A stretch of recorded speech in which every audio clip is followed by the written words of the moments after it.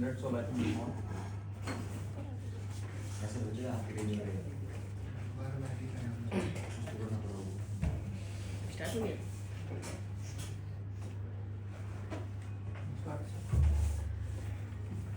Alright, good morning everyone. Good morning So before we begin our presentation, let's first have a quick round of questionnaire. Alright, I'll just have a situation I'll be giving you. आप लोग मेरे को बताना what would be your inputs. Alright, so consider yourself new managers. Like today is your day one of the first day of your job, and you have been told कि एक नया F&B outlet खुलने वाला है. ठीक है? You have to plan your whole staff accordingly. So I want everyone one by one to tell me one quality which you will see while recruiting that staff. All right? Where shall we begin with? Shrishti, one quality जो आपको चाहिए आपके staff में.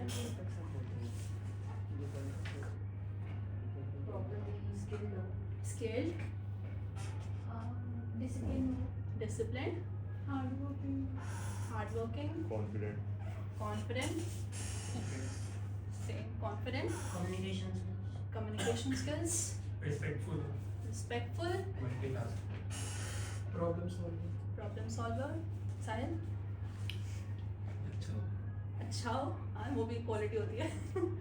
सत्यम, gestures, fast learners, well groomed and customer service skills and product knowledge alright. So अब recruitment से पहले आप लोग सबको समझ आ गया है कि आप किस तरीके के एम्प्लॉय को लेना चाह रहे हो. Right now again my question, अगर I ask you, you are a new manager, I ask you कि अब इस F&B आउटलेट में मेरे को आप लोग बताओ how many staffs will you require, या फिर how many, when we are talking about how many staffs, how many waiters, how many butlers, कितने chefs चाहिए, कितने assistant managers चाहिए. So can you tell me एकदम with a flick of second, जैसे आपने अभी qualities बताई, and why is it? Because we don't know the terms which are being said for the same. Exactly, and that is what is, I mean what we talked about right now is the beginning of measurements of human resource. Alright, इससे हमें क्या समझ आया कि without any record, without any data, we cannot simply ऐसा अंधेरे में तीर नहीं मार सकते हैं. We need data to make an informed decision, and that is what measurements in human resource means. ठीक है? Measurements मतलब वही कि records के basis पे analyze करके we make an informed decisions. Alright, we'll quickly start with the presentation. So now we'll be talking about the objectives of the session. So first is the introduction to the measurements in HR planning. So we'll be seeing that what are why the measurements are required for the in HR planning. Then we'll be learning about HRIS, that is Human Resource Information System. Then HR audit and HR accounting concepts. And then we'll be seeing how these tools help better for decision making and the strategy for the human resource. Now we have talked about the measurements. लेकिन सबसे पहला तो term ही समझने का जरूरत है, which is human resource planning. Anyone who would like to give some insight on what do you understand by the term? कुछ detail में नहीं, just what do you understand human resource planning से? Planning our human resource, the work field, the employees. Right? Anyone else? How we plan our employees, like कितने employees किस जगह चाहिए. Correct. Anyone would like to add something? यानी कैसे कोई भी HR जो है पूरा अपना ह्यूमन रिसोर्स मैन पावर को प्लान करता है किसी भी organisation. Correct. So you all have actually covered the whole point of human resource planning. So I'll just brief it up again. Human resource planning means planning of human resource. We'll take an example to understand whatever you have all suggested. All right. Now let's suppose there is an event which is going to happen 2 days after, and Tatsat has been given the role of an organizer. Tatsat के पास the people who are sitting in this room are the crowd, is his human resource जिसका इसको use करके वो seminar या फिर वो function को beneficial बनाना है. Alright, so Tatsat will analyze कि इस crowd में who could be better dancers, who could be better singers, कौन anchoring अच्छे से कर सकता है, and then he'll analyze कि roles and responsibilities हम लोग कैसे divide कर रहे हैं. Alright, so the first step is analyzing the current workforce. Tatsat has analyzed कि इस रूम में कौन किस चीज में अच्छा है, but at the same time he also might spot कि what could be the weakness. अब यहाँ पे nobody knows how to play guitar. Nobody could be a technician who could handle the backdrops, right? So there is a weakness also. So this is all analyzing कि strength क्या है इस crowd की, weakness क्या है इस crowd की. Then अभी तो इस event के लिए we have seniors जो backup कर सकते हैं हमें कि हाँ चलो they know how to play guitar, so they'll back up. लेकिन future में when they leave after 4 months, तो future में demand तो चाहिए क्योंकि हमें वापस तो function करना होगा ना, तो musician तो चाहिए. तो now what Tatsat has identified is we need musicians. ठीक है, अब वो musicians कैसे आएंगे? Either he'll hire someone, hire as in OJT, sorry, जैसे lease पे आप ऐसा hire करते हैं, या फिर इस crowd में से he'll identify someone who has the potential to be a musician. So that is what bridging gaps is. Recruit, he has either recruited or developed someone from the crowd to be a musician. That could same be applied in human resource and or any other organization. So the HR identifies कि company में कैसे लोग हैं, उनकी capabilities क्या है और weakness हमारी क्या है, so that we have something to work upon. So that is human resource planning for you. So now we'll be talking like why do we measure human resource activities? Like what are the reasons why do we know what are the activities for the like what are the requirements for it? So as you have seen in the previous slide as well, the HRP requires right people at the right place and at the right time. So we can take an example over here. Suppose एक गोवा में peak tourist season के time पे कोई एक resort है and वो estimate estimate लगाएगा कि हम वो उस time पे कितने chefs required रहेंगे, कितने front office associate and कितने housekeeping associate उस समय required रहेंगे. तो उसके अकॉर्डिंग वो चेक करेगा एंड उसकी जो करंट स्टाफ स्ट्रेंथ है उसे चेक करेगा एंड आइडेंटिफाई करेगा अगर उसमें कोई गैप है तो उसे लाइक अगर ट्रेनिंग रिक्वायर्ड है या कुछ भी हो तो उसे ट्रेनिंग प्रोवाइड करेगा. एंड देन अगर लोग जो स्टाफ्स की शॉर्टेज है तो उसमें या तो नए स्टाफ हायर करेगा या तो कॉन्ट्रैक्चुअल बेसिस पे भी स्टाफ आ सकते हैं जो कि सिर्फ उस पीक सीजन के ड्यूरेशन में ही रहेंगे. So we have talked basically about the basic terms which we will be using throughout the presentation. HRP, human resource planning, कि हम लोग plan कैसे कर रहे हैं resource. Then measuring, कि how can we measure or analyze based on the records, है ना? So ये measurements कैसे करते हैं? There are certain tools, one of which is human resource information system. Anyone who's aware of this term? No one? What is it? It is basically an information system, basically an online platform ये tech जो है HR use करता है for recruitment या for planning and use करता है. Right. Now can I get a hand raised from the people who have worked in this industry? In this industry, in industry, who has work ex. Alright, so how were you marking your attendance? Alright. Biometric, any other thing which you have used? Initially manually होता था लेकिन उसके बाद biometric use हुआ, फिर उसका application है उसके थ्रू हम अपना रजिस्टर करते थे. Right, an application, right? So an application, attention everyone. So an application was used to do mark attendance. क्या उस application में कुछ और चीजें भी थी? लीव्स अप्लाई कर सकते थे, लाइक मनी रिम्बर्स कर सकते थे. Pay slips also from there. Right. So ये जो बात हमने की यही roughly is human resource information system. It's like a computer based centralized system जिसमें एक application या एक computer based system can do multiple things. Alright. So computer based system to collect. It has information of employees. It stores information and analyze data. Like example, as they said, attendance they were able to mark, they could see their payrolls, training records, etc. For the people who have not worked in this industry and doesn't have an idea or could picture कि application कैसा दिखता है, we have a small demo video. So this is from the previous organization I've worked with. I'll just show the video and give a tutorial briefly.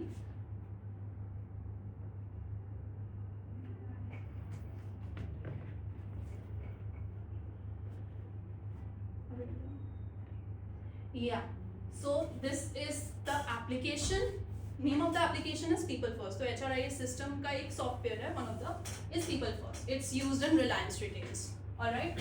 Front screen पे आपको दिख रहा है there is employee का details. Alright. तो ये जिसका है ना, he is a manager. So उस पे यहाँ पे already आ रहा है कि इनको किसी का leave approval आया होगा, वो it's visible. There is attendance which is visible. Green वाले से पता चल रहा है that on the days he has come to the shift. Blue वाला are the days he had offs. Red means कि छुट्टी कर ली होगी या लीव हो गया होगा. और यहाँ पे ना there are various sub points. Personal detail है इनका, leaves and attendance, payroll. तो ये सारी information of this particular person. For example अगर सत्यम काम कर रहा है तो ये for example आज date क्या है? 24. तो 1st of September को सत्यम कितने बजे आया? He has the access, his managers has the access, HR has the access. ठीक है? So we'll start with personal details. अब अगर आपको दिख रहा है, so यहाँ पे basic नाम of the person, date of birth, his blood group, all the basic information, address वगैरह हर चीज़ store होता है इस software में. आधार, pan, dependents, nomination, bank details, everything is there. Second is leave and attendance, of course. अब यहाँ पे आपको दिख रहा होगा कि 1st of September तो उसने वो कब आया, कितने बजे गया, 17 को कब आया. इवन ये लोग देख सकते हैं अगर ये एम्प्लॉय 2 साल से काम कर रहा है तो 2 साल पहले इस दिन को कितने बजे आया. अगेन ये जो इन्फॉर्मेशन है ना, ये सिर्फ एम्प्लॉयज़ के पास नहीं होती, एम्प्लॉयर्स के पास भी होती है, HRs के पास भी होती है. ऑलराइट. अगेन हिज लीव्स, कितने लीव्स हैं इसके पास, सिक लीव कितना यूज़ कर सकते हैं, अपकमिंग हॉलीडेज क्या है वगैरह वगैरह. Now payroll, I can't show it because it's confidential, but it has a payroll option also. For example, आपको last month की salary आपकी कितनी मिली, salary का पूरा breakup दिया रहता है कि आपको कोई question ना हो कि आपको basic कितना मिला, आपकी gross payment कितनी थी, PF कितना कटा. So every information is there. Then we have reimbursement. किसी ने बोला था reimbursement apply कर सकते हैं. Reimbursement history, you can see 2024 30th September 2024 का अभी भी है. Then benefits, insurance होता है, company provides insurance. You have an access, there is a medibuddy card. अलग अलग organization में अलग अलग cards होते हैं. तो आप ना hospital list भी देख सकते हो without getting help from any managers, any HRs. You can just have a look कि okay I can claim my insurance and I have the list कि कौन से hospital से कर सकते हैं. Then we have talent marketplace, various points. It depends organization to organization कि क्या क्या चीज़ें होती हैं. Self service portal. Then we have various things are there. जो main था that was personal detail, leave, attendance, payroll. Those were the main things जो हर organization की HRIS में होता है. अब हम लोग सब जानते हैं. हम लोग सब जानते हैं कि PMS परफॉर्मेंस मैनेजमेंट सिस्टम बोल के होता है अप्रेजल्स के लिए विच इज यूज्ड, राइट. सो ये भी एक ट्रैक है जो हम लोग यहाँ पे रख सकते हैं.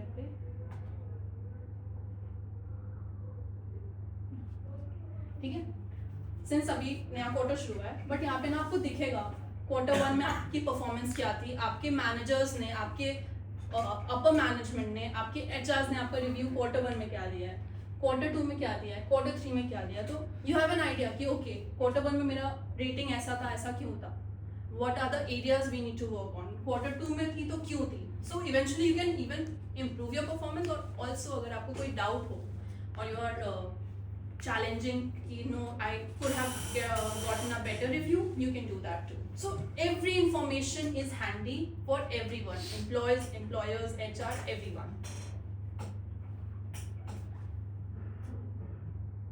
Then these are the basic things they have carried. Companies retraining वगैरह कराती है, which was the topic was covered few days back कि retrainings वगैरह होती है. So the portal has it all covered.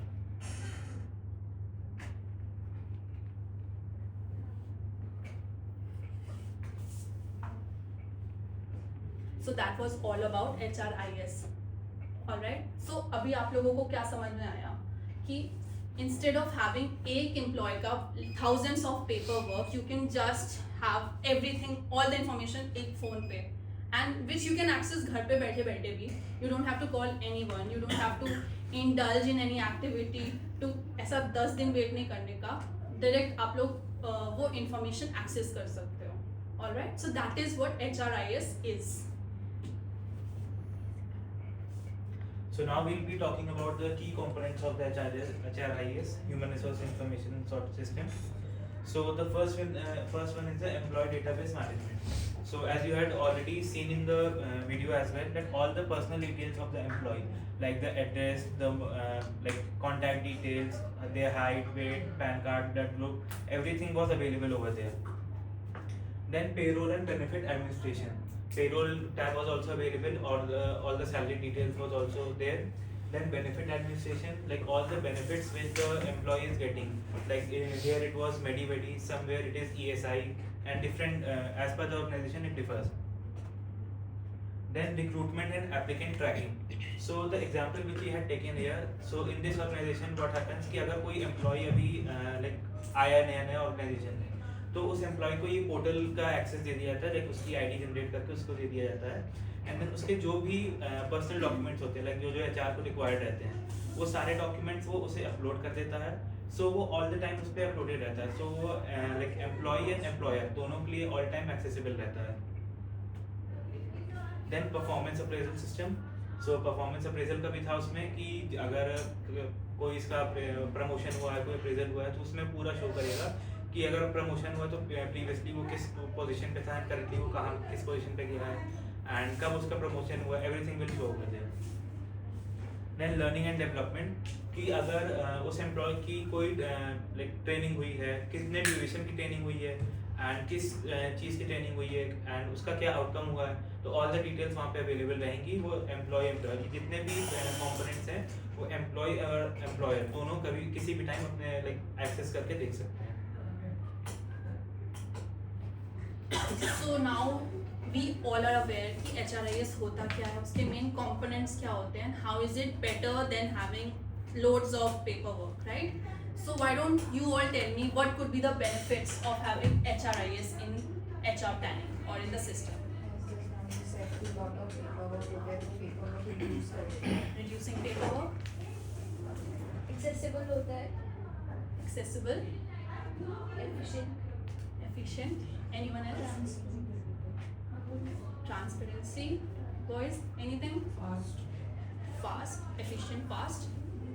Any other points? Employees को सब कुछ पहले पता है तो एक एचआर में क्योस नहीं होगा कि बार-बार वो पूछ रही रहेगी कि what how to contact the insurance and all. Done. काम को इजी बना देता है. Easy बना देता It है. keeps the employee motivated because of the performance appraisal. Right. So people can track it. It also reduces Minimum manual work. HR का भी और employee का भी. यानी समझ सबको आ गया है what is HRIS और इसके benefits क्या है, right? And all of you have also covered actually all the points which we will be talking about. It's accessible. You have it on the palm of your hand. कभी भी कुछ भी देखना है कि कौन कब छुट्टी कर रहा है, कौन कम शिफ्ट पे आ रहा है, मतलब लेट जा रहा है, जल्दी आ रहा है वगैरह वगैरह, वो you can see. Productive and efficient. It saves a lot of time. Reduces paperwork. Again, इतना सारा पेपर सिर्फ it's rather कि कुछ MBs में you have all the informations. And enhances employee experience and transparency. If employer is aware of the performance he is doing, is aware कि what his managers are rating him, there is a transparent environment, so it will enhance the overall experience of him. That's all for benefits of HRIS. So now we'll be talking about the steps that are required to implement the HRIS software in any organization. So first is assess organizational needs. So अगर जैसे किसी organization को एक नया software अपने organization में implement करना है, तो उससे पहले अपने planning करनी होगी कि उस software में उसे क्या क्या requirement है, जैसे इसमें like basic details, payroll, reimbursement, सारी और भी चीज़ें थी. तो वो ऑर्गेनाइजेशन टू ऑर्गेनाइजेशन डिपेंड करेगा कि उसे क्या फीचर्स चाहिए उसमें, देन उसके अकॉर्डिंग वो प्लान करेगा. देन प्लानिंग हो गई कि अब ऑर्गेनाइजेशन को पता है कि उसे उस सॉफ्टवेयर में क्या क्या चीज़ें चाहिए, देन वो जो correct HRIS software as per the requirements वो चूज करेगा, and correct vendor, because organisation को लाइक ज़्यादा कॉस्टली भी नहीं पड़ना चाहिए, उनके बजट फ्रेंडली भी होना चाहिए. Then plan for data migration. Suppose कोई एग्जिस्टिंग ऑर्गेनाइजेशन है एंड उसके पास ऑलरेडी एक सॉफ्टवेयर था, बट उसमें उतने फीचर्स नहीं थे जितने लाइक करंट नए जो सॉफ्टवेयर आने वाले हैं उसमें हैं. तो पुराने सॉफ्टवेयर में जितने डेटा थे वो डेटा पुराने सॉफ्टवेयर से नए सॉफ्टवेयर पे माइग्रेट होंगे. Then train HR teams and employees. So obviously बात है, नया सॉफ्टवेयर आया, अभी उसके बारे में सबको नहीं पता होगा, तो पहले से HR की जो पूरी टीम है उससे लाइक पूरी HR टीम को इसके बारे में ट्रेनिंग दी जाएगी, एंड देन फिर एज एम्प्लॉयज़ को भी कि उसका पूरा यूज़र इंटरफेस, उसे कैसे यूज़ करना है, उसके क्या क्या बेनिफिट्स है उसमें, वो सारी चीज़ें HR टीम्स और एम्प्लॉयज़ दोनों को एक्सप्लेन किया जाएगा. Then monitor and optimise. अभी लाइक नया सॉफ्टवेयर लॉन्च हुआ है, अभी इसके बारे में सबको नहीं पता, सब उससे लाइक यूज़र फ्रेंडली नहीं हुए अभी, तो हो सकता है कुछ प्रॉब्लम आए, सॉफ्टवेयर अभी नया है एज पर द ऑर्गेनाइजेशन, तो उसमें भी उसके सॉफ्टवेयर में कुछ ग्लिचेस आ सकते हैं. सो उसे लाइक एक ट्रायल पीरियड के भी रन किया जाता है कि अगर उसमें कोई प्रॉब्लम आ रही है तो उसे रेक्टिफाई करके देन उसके बाद इसे फाइनली लॉन्च किया जाता है. So that was the first tool, HRIS, which was used to measure HRP. It provides data, a whole detailed data, जिसके हिसाब से we make decisions कैसा भी employee का performance analyze करना, अगर integrity है so you have a data to back things up and things like that. So that was HRP. The second element or the second tool which is used is HR audit. Again, the people, anyone who has been a part of any audit, if you have worked or has been trained in the industry, has anyone been a part? Can you briefly describe कि audit में होता क्या है? Taking the properly SOP and एक basically हमारे like जहाँ पे मैं करती थी तो वहाँ पे पहले इंटरनल ऑडिट होता था कि चेक करते थे कि कितना में हाउसिंग थी, तो वो चेक करते थे कि एमिनिटीज़ कितना है, उसको फिजिकली काउंट करते थे, उसके बाद फिर following rules and regulations. Basically check करते थे कि कितना प्रोडक्ट हमारे पास अवेलेबल है, कितना एक्सेस में है, सब. Right. So what they are talking are two different audits. ओजस्वी जो बात करी है वो इन्वेंट्री ऑडिट है, इसको फिजिकल इन्वेंट्री ऑडिट बोलते हैं. ये क्या होती है for people who don't know, कि हम सिस्टम पे दिखा रहे हैं कि मेरे पास इतने इनर्स ऑफ कप्स होने चाहिए, बट इवेंचुअली मेरे पास प्रैक्टिकली उतने इनर्स हैं कि नहीं. सो ये क्या है, ऑडिट. क्रॉस चेक कर रहे हैं कि एक्चुअली जितना दिखा रहा है उतना है कि नहीं. What he is talking about is food safety audit, कि whether the organisation is following standards, कुछ ऐसा एक्सपायर्ड सामान तो यूज़ नहीं कर रहे हैं, are they following proper hygiene practices और नॉट. तो these are two different audits, but the basic concept I hope audit का समझ आ गया. जिनको नहीं आया है, एक बहुत सिंपल एग्जाम्पल, सब लोग स्कूल गए हैं, सबको रिपोर्ट कार्ड मिला है. रिपोर्ट कार्ड मिला तभी पता चला ना कौन मैथ्स में वीक है, कौन साइंस में स्ट्रेंथ एंड वीकनेस. हाँ, strength and weakness. So audit का वही काम होता है टू एनालाइज कि आपने पूरे सेम कितनी पढ़ाई की, आपका कौन सा सब्जेक्ट था which was the weak spot for you, which you will have to amend next sem में. That is audit. अब HR ऑडिट में क्या होगा कि HR के प्रोसेसेस, HR की पॉलिसीज जो होती है वो अध्ययन की जा रही है कि नहीं, बोथ ऑर्गेनाइजेशन में और एम्प्लॉयज़ का. सो that is HR audit. Systematic review of HR policies, procedures and practices. It's like a health check for the HR department. Health check क्यों करते हैं हम लोग annually? Just to see if things are good. अगर hemoglobin कम है तो क्या supplements लेना है to yeah. Alright, so that's the roughly a concept for HR audit. So now we'll be talking about the types of HR audits कि like कितने types हैं उसके audit के. So first one is the compliance audit. So it ensures the adherence of the labor laws, safety regulations and all the internal policies. Like as per the government की जो labor laws रहते हैं, जो safety regulations हैं and जो companies की खुद की internal policies है, वो सारी चीज़ें वो check करता है. उस audit में ये चीज़ें check होती है कि वो like properly follow हो रही है या नहीं हो रही हैं. Then functional audit.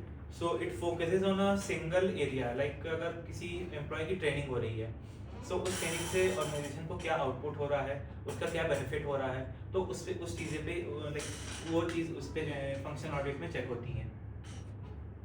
Then strategic audit. So strategic audit. So it evaluates whether the like HR strategy support the organization's long-term goals or not. कि अगर suppose कि QSR है and उससे अपना नया like outlet open करना है, तो वो HR इसमें check करेगा कि उनके पास कितने trained employees हैं, and अगर trained employees नहीं है तो उसके बाद नए outlet की क्या hiring process रहेगी, कितने employees वहाँ के लिए hire करने हैं उसके according. Then system audit. So this audit it helps to examine the technology and all the tools that are used in the HR management. कि इसमें like suppose HRIS software हो गया, payroll systems हो गए, तो ये जितने चीज़ें होती हैं इन सब का like check होता है, audit होती हैं. So to ensure that all the systems are integrated and secured for the smooth running of the HR management. So अभी लास्ट में डिस्कस किया ना कि इन दोनों ने 2 डिफरेंट टाइप्स के ऑडिट्स बता दिए. वैसे ही HR में भी अलग अलग टाइप का ऑडिट था विच वॉज कवर्ड बाय तत्सर. अब ये कुछ प्रोसेस होता होगा ना कि ऑडिट करते कैसे हैं, शुरू कैसे करते हैं, एंड कैसे होता है, उसका आउटकम क्या होता है. So that will be discussing HR audit के प्रोसेसेस क्या हैं. अगेन हम लोग एग्जाम्पल क्योंकि स्कूल टेस्ट का ले रहे थे, एक टीचर टेस्ट कराने के लिए क्या आप तुरंत आकर टेस्ट ले लेता है. एग्जाम्स के पेपर सेट करने होते हैं ना, क्राइटेरिया डिफाइन करना होता है कि मल्टीपल चॉइस कितने होंगे, लॉन्ग क्वेश्चन आंसर्स, एसे टाइप, शॉर्ट आंसर्स कितने होंगे. अगेन क्राइटेरिया में कि कौन से सब्जेक्ट से क्वेश्चन पूछना है, राइट. सो वो होती है planning. Similarly first is planning. HR audits में भी प्लान किया जाता है कि what are going to be the criterias जिसके बेसिस पे जज करेंगे हम लोग कि क्या ऑर्गेनाइजेशन या the people are meeting the standards. Alright. The second is data collection. Now एक बार ही पेपर सेट हो गया तो क्या होगा, एग्जाम होगी, राइट. एग्जाम होगा इस डेटा कलेक्शन की. The teacher is collecting the data from the students. In this case HR audit कर रहा है. द प्रोसेस ऑफ ऑडिटिंग और collecting data to analyse the entire operation is data collection. The third is analysis. अब again थोड़ा सा example देकर समझाते हैं. जो फूड सेफ्टी ऑडिट होती है ना, तो उसमें भी ना कुछ 5 पॉइंट्स होते हैं कुछ भी चीज़ को मेजर करने के. पहला होता है अर्जेंट, सेकंड होता है major, minor, not very important, और एक होता है which could be paid under remark पे डालते हैं. एक्सपायर्ड सामान आ गया तो उसको कैटेगराइज करते हैं अर्जेंट में. अर्जेंट आ गया यानी the organisation has failed the audit, has to pay royalty और स्टफ्स लाइक दैट. ठीक है. सो ये होल चीज़ को ना एनालाइज हम लोग इस थर्ड स्टेप में करते हैं कि वी आर एनालाइजिंग कि श्रेया का वीक पॉइंट क्या है टेस्ट में, सावरी का क्या है, सत्यम का क्या है. द टीचर इज एनालाइजिंग, ठीक है, from the data we have collected. The HR is analysing from the audit he or she has done कि what are the policies which need strict adherence and what are the things we are doing okay. Alright. The fourth is reporting. एक report card बनता है. जैसे major minor की बात करी कि organisation में कितने मेजर्स निकले, कितने माइनर्स निकले, और उस हिसाब से ना परसेंटाइल में स्कोर मिलती है कि 96 आया तो इट्स गुड, 70 से नीचे आया so you have failed an audit and stuff like that. Similarly HR audit में भी सेम यही होता है. A report card is prepared कि what are the areas which we need to work on and what are the areas we don't और are doing good. And the last is follow up. अब exam अच्छे नहीं जाते हैं तो parents से सबसे पहली चीज़ क्या बोलते हो कि पापा ठीक है नेक्स्ट टाइम अच्छे से पढ़ूंगा, या फिर 1 घंटा और मैथ्स को दूंगा. ये क्या चीज़ है, ये एक्शन प्लान ही तो है जो आप अपने पेरेंट्स को बोल रहे हो. और पेरेंट्स क्या करते हैं, फॉलो अप करते हैं. सिमिलरली ऑडिट में भी जो भी वीक स्पॉट है, गलती से कुछ अर्जेंट आ गया तो द कंपनी, द मैनेजर्स, वो लोग प्रिपेयर करते हैं एक्शन प्लान कि next time this will not happen and these are the steps we will be taking. Alright, that's all for HR audit process. So now we will be talking about the benefits of the HR audits कि हमारे जो जितने भी audits होते हैं उसके हम like organization को क्या benefits रहते हैं. So the first one is the improved compliance. So it ensures all the labor laws, regulations, safety policy जितने भी हैं as per the government as well and as per the companies, वो सारे follow हो रहे हैं कि नहीं हो रहे हैं. जो like अगर government की policies follow नहीं हो रही हैं तो companies पे हो सकता है फाइन भी लग सकते हैं. तो companies को फाइन से प्रिवेंट करने के लिए ये होता है. Then operational efficiency. So it ensures that all the resources that are utilized with the least cost, like उसके proper outcome भी आ रहे हैं कि अगर जैसे हमारे ट्रेनिंग like किसी एम्प्लॉय के ऊपर ट्रेनिंग में हमारे एक्सपेंस हो रहे हैं तो उसका हमें ऑर्गेनाइजेशन को आउटपुट मिल रहा है या नहीं मिल रहा है. Then enhanced employee satisfaction. So it helps to identify like अगर HR policies में कोई gaps हैं या उसमें कोई like किसी एम्प्लॉय को भी कोई प्रॉब्लम है तो वो like एक फेयर एंड ट्रांसपेरेंट सिस्टम होता है HR एंड एम्प्लॉय के बीच में कम्युनिकेशन अगर कोई गैप है तो वो इम्प्रूव करेगा and to boost the morale of the employees. Then strategic alignment. So इसमें जो लाइक कंपनीज की पॉलिसीज रहती हैं वो हेल्प करता है कि वो as per the strategies and policies चल रहे हैं. Then risk management. सो जो रेगुलर ऑडिट्स होती रहती हैं वो लाइक कंपनी को किसी भी रिस्क से प्रिवेंट करने के लिए होती हैं कि अगर लाइक कंप्लाई जो एम्प्लॉय डेटा है उसके अकॉर्डिंग चल रहा है कि नहीं चल रहा है एंड जितने एम्प्लॉय रिलेशन है उसके अकॉर्डिंग. अब बेनिफिट्स HR ऑडिट क्या होता है समझ आ गया, बेनिफिट्स कि हम लोग को क्यों करना चाहिए वो समझ आ गया, लेकिन चैलेंजेस भी होते हैं. नोबडी लाइक्स टेस्ट, मतलब most of you might not like test. क्यों? क्योंकि एक्स्ट्रा एफर्ट डालना पड़ता है, एनर्जी ज़्यादा जाती है, अपने कंफर्ट जोन से बाहर आके करना पड़ता है. फिर ऑडिट में ऐसा गलतियाँ पता चल जाती है और जो इंसान 10 साल से काम कर रहा है उसको आप अगर गलती बताओगे उसका पहला रिएक्शन क्या होगा? ऑफेंड हो जाएगा कि मैं 10 साल से कर रहा हूँ, ये मुझे सिखा रहा है, राइट? सो एक one of the point in challenge of HR audit is resistance from staff. गलतियाँ अगर पॉइंट आउट हो गई, people don't like getting pointed out on mistakes, so यहाँ पे रेजिस्टेंस आ जाती है. The second is lack of accurate data. Again, one example to back this point. So, audit is a very crucial part for an organization. Hotels, QSR, retails also very important. Because eventually it analyzes how well you are doing, following standards for customers and internally also. अब क्या होता है? For the sake of audit, एक QSR का audit का part है कि the QSR has to take temperature of the freezers, chillers every 4 hours. Rigorously, do you think an employee is going to do it every 4 hours, हर दिन for 365 days? Will he do it? मतलब he should do it, but does he do it? He doesn't. Why? Because मेहनत ज़्यादा है, कौन बार बार करेगा, right? लेकिन वो करे मतलब क्योंकि वो लॉग बुक होता है ना तो उसमें वो फिल करता है कि जस्ट टू शो कि हाँ मैंने हर 4 घंटे पे टेम्परेचर मैंने ले रखा है, तो वो कुछ भी भर देता है जो भी रेंज में होता है, but eventually we all know वो करता नहीं है. So that is how you can relate lack of accurate data. Just for the sake of passing an audit हम लोग डेटास तो भर देते हैं but eventually we have lack of accuracy. The third point is resource constraint. अब ना जो audit होती है ना वो 2 तरीकों की होती है, इंटरनली होती है, एक्सटर्नली. एक्सटर्नली जब हम लोग ऑडिट कराते हैं ना we have to pay some amount of money to that organisation, we have to और अगर फेल हो गई तो we have to give royalty, lots of things. So जो स्मॉल बेस्ड इंडस्ट्रीज कंपनीज होते हैं ना they might not have sufficient resources to follow that audit process. That is resource constraint and rapidly changing regulations. Again labour laws वगैरह ये सब हमेशा change होते रहता है as per the situation of the country और the economy, right? Eventually same food audits में भी हो जाता है. अभी जैसे जेप्टो का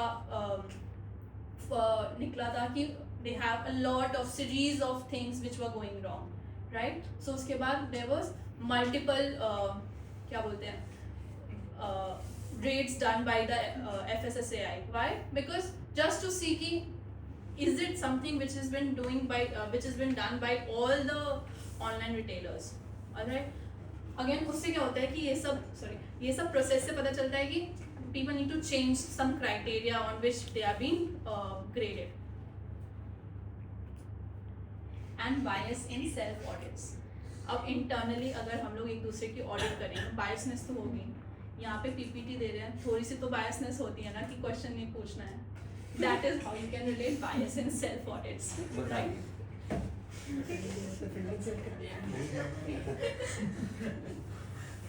So now we'll be talking about the third element, the third tool which is required for the HR human resource management, that is human resource accounting. So it refers to the process of identifying, quantifying and reporting the investments that are made in the human resource for an employee. Like it transforms the qualitative attributes of an employee such as उसके जो skills हैं, उसके जो experience है and जो productivity, उसको financial terms में convert करता है. Measuring the value of employees in monetary terms and treats human capital as an asset, not just an expense. Because जो हमारा जो भी एम्प्लॉई है उसके ऊपर हम कंपनी का एक्सपेंस हो रहा है, उसकी ट्रेनिंग में, उसके डेवलपमेंट में, तो वो अब कंपनी के लिए एक एसेट हो चुका है. Now methods of human resource accounting, इससे पहले स्लाइड में था कि मॉनेटरी टर्म्स में एनालाइज करना एम्प्लॉय को. उससे आप लोग को क्या समझ आ रहा है, क्या मतलब पैसे से कैसे रिलेट कर रहे हो एम्प्लॉयज को? Any idea? हाँ, उसका मतलब होता है कि जैसे किसी एक एचआर कैसे पे कर रहा है किसी भी एम्प्लॉय को, और पैसे से लाइक उनको पे बैक कर रहा है. ऑब्वियसली एक एम्प्लॉय काम ही कर रहा है टू अर्न सैलरी, तो उस बेसिस पे हम लोग कितना उनको हाइक देना है, बोनस देना है, क्या देना है, तो उसकी बेसिस पे. Right. So that is labor cost, what she is talking about. How much are we giving back to the employee? लेकिन employee भी तो कुछ give back करता होगा ना organization को. Can you explain वो क्या है? जैसे फॉर एग्जांपल एक एम्प्लॉय काम कर रहा है, एक मैनेजर है जिसका लाइक जैसे हमारे इंडस्ट्री में टाइटल तो होता है कि 9 घंटे की शिफ्ट करनी है, ठीक है, लेकिन वो अगर एक्स्ट्रा टाइम कर रहा है, ओवर टाइम कर रहा है, 10 घंटे कर रहा है, 12 घंटे कर रहा है, तो he is basically working for that company only. उसको तो बस सैलरी मिल रही है, एंड जैसे इंडिया में तो हाइक भी नहीं मिलता उसके लिए, तो फिर वो एक काम कर रहा है. Right. So अभी ये क्या पॉइंट की कि the quality is also one of the aspects of accounting. ऐसा नहीं है कि we are just talking about monetary terms. एक एम्प्लॉय का the way he is working, उसका क्वालिटी क्या है is also something which comes under human resource accounting. Okay? अब इसके methods 3 तरीके के होते हैं.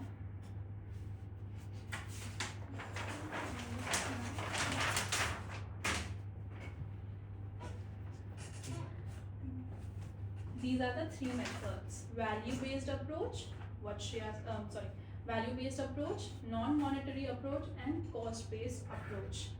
All right.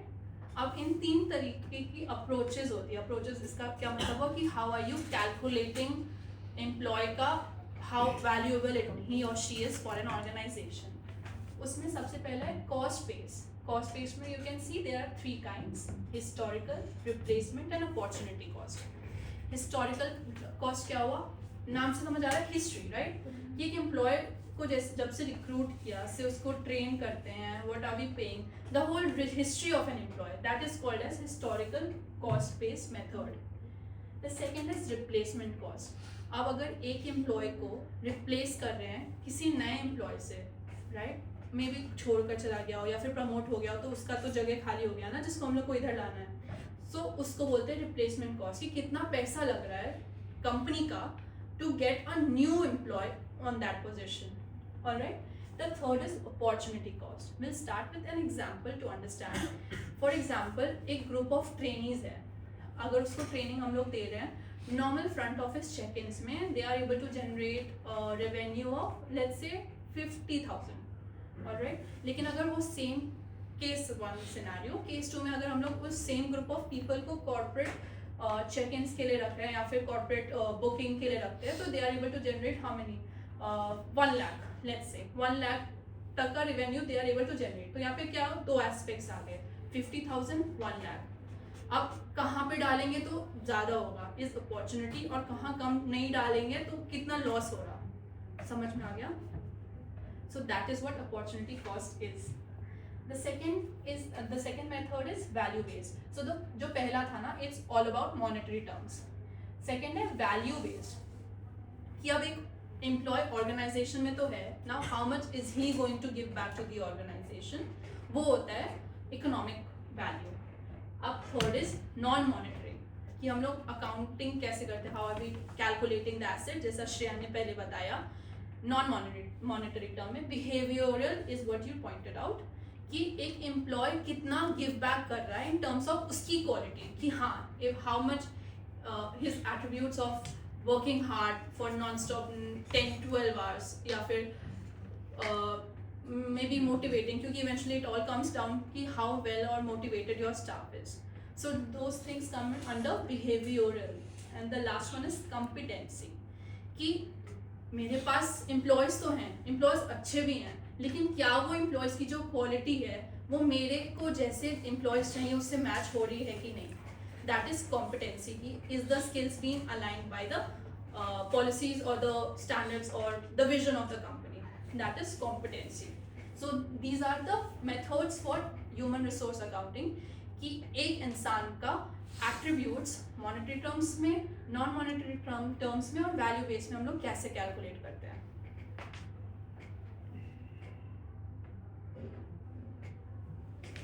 So now we'll be talking about the benefits of the HR accounting in HR planning. So the first one is the enhanced decision making.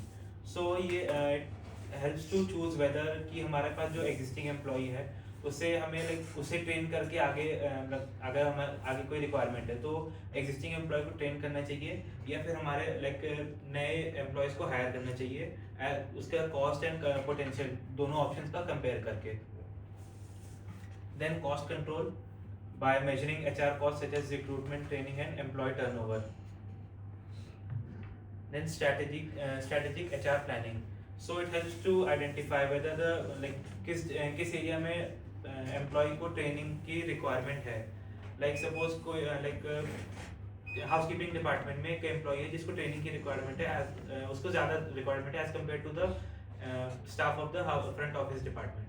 So पहले HR जो first priority रहेगी वो पहले housekeeping के जो employee है उसे training